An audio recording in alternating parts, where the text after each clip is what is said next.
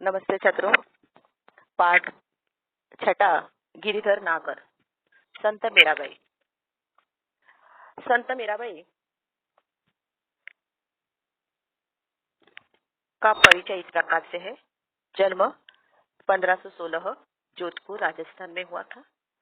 मृत्यु 1546 द्वारका गुजरात में हुआ था। परिचय इस प्रकार से है।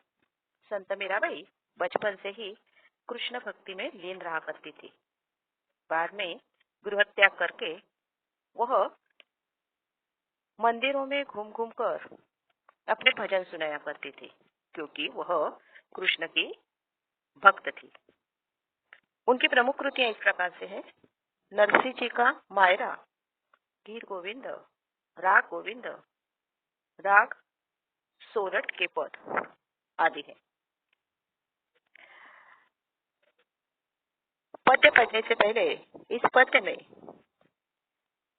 संत मीराबाई के सभी पद उनके आराध्य यानी कृष्ण के प्रति समर्पित है। आपके पदों का मुख्य स्वर भगवत प्रेम ही है और इन सारे पदों में उनकी उत्सुकता, मिलन, आशा, प्रतीक्षा का भाव अनुपम होता है। देखिए, मैं पद्यांश का गायन करती हूँ। पद्यांश 1। मेरे तो गिरिधर गोपाल दूसर नो कोई, जाके सिर मोर मुकुट मेरो पति सोई। छाड़ी दई कुल की कानी, कहाँ करी है कोई, संतन ढीग बैठी बैठी रोक लाद खोई। असुवन जल सिंची सिंची प्रेम बेली बोई, अब तो बेल फैल गई आनंद फल होई।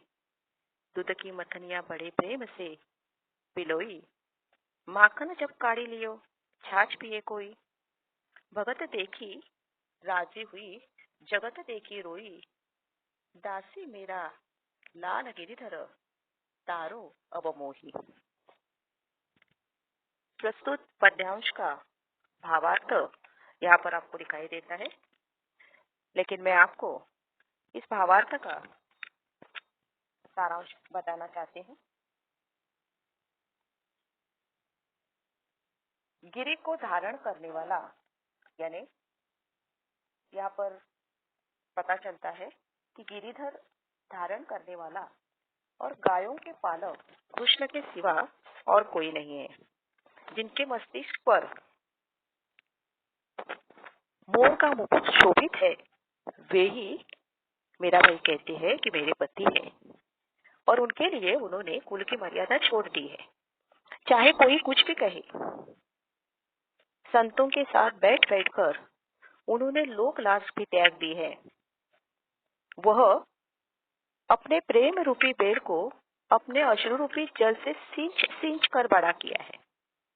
अब तो यह प्रेम बेल इतनी बड़ी फैल गई है और इसमें आनंद रूपी फल लगने लगा है। दूध जमाने के पात्र में जमे दही को मठानी से बड़े प्रेम से बिलोया और उसमें से कृष्ण प्रेम रूपी मक्खन को निकाल लिया। कृष्ण भक्तों को देखकर मीराबाई प्रसन्न होती है और कहती है कि मीरा तो आपकी दासी है, हे गिरिधर लाल, उसे इस संसार रूपी भवसागर से पार कर लो। दूसरा इस प्रकार से है अगला वाला पद्यांश। छात्रों, आपको पता चला होगा कि इस पहले पद्यांश में उसने अपने प्रेम को व्यक्त किया है और इस प्रेम को व्यक्त करने के लिए उसने सब कुछ त्याग दिया है। दूसरे पद्यांश में इस प्रकार से है। हरि बिना गुण गति मेरी, तुम मेरे प्रतिपाल कहिए मैं रावरी चेरी। आदि अंत निज नाव तेरो, हिमाय फेरी, बेर बेर पुकार कहूँ प्रभु आरती है तेरी। जो संसार विकार सागर बीच में घेरी, ना फाटी प्रभु पाल बांधो बुड़त है बेरी। बिरहणी पिवकी बात जय हुए, राखलियो मेरी, दासी मेरा राम रटत है मैं शरण हूँ तेरी। इस पद्यांश में इस प्रकार से बताया गया है कि हे कृष्णा, हे गिरिधरलाल, आपके बिना मेरा कौन है। आप ही मेरे पालन करने वाले हो और मैं आपकी दासी हूँ। मैं दिन रात आपका ही नाम जपती हूँ, बार बार आपको पुकारती हूँ। आपके दर्शनों की मुझे तीव्र लालसा है। मैं संसार के विभिन्न दोषों यानी सागरों में, इस सागरों के बीच में इस प्रकार से घिर गई हूँ। इस सागर रूपी सागर में मेरी नाव टूट रही है। हे प्रभु, आप तुरंत इस नाव का पाल बांधिए और यह जीवन नौका इस संसार सागर में मेरी डूब जाएगी। मैं आपकी दासी मीरा सदा आपके नाम का स्मरण करती हूँ और आपके शरण में आई हूँ। मुझे तार लो। यहाँ पर इस पद्यांश में उसे अपनी नितांत भक्ति का उदाहरण दिया है। देखिए, तीसरा पद्यांश इस प्रकार से है। फागुन के दिन चार होरी खेल मनारे, बिन करताल पखावस बाजय, अणहद की झनकार रे। बिन सुर राग छत्तीसु गावे, रोम रोम रणकार रे। सिल संतोक की केसर घोली, प्रेम प्रीत प्रीत पचकार रे। उड़त गुलाल लाल भयो अंबर, बरसत रंग अपार रे। घटके पट सब खोल दिए हैं, लोक लाज सब डार रे। मीरा के प्रभु गिरधर नागर, चरण कवल बलिहार रे। देखिए, इस आखिरी पद्यांश में संत मीराबाई कहती है, हे मेरे मन, फागुन मास में होली खेलने का समय बहुत कम होता है, अतः तू जी फिर होली खेल।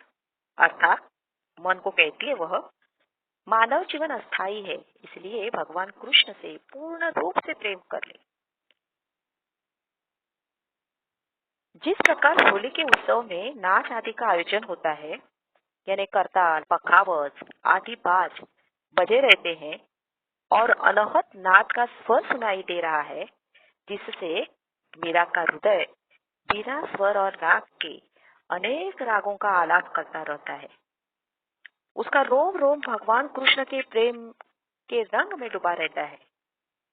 वह कहती है कि अपने प्रिय से होली खेलने के लिए शीर और संतोष रूपी केसर का रंग उसने घोला है और उसका प्रिय प्रेम ही होली खेलने की पिचकारी है।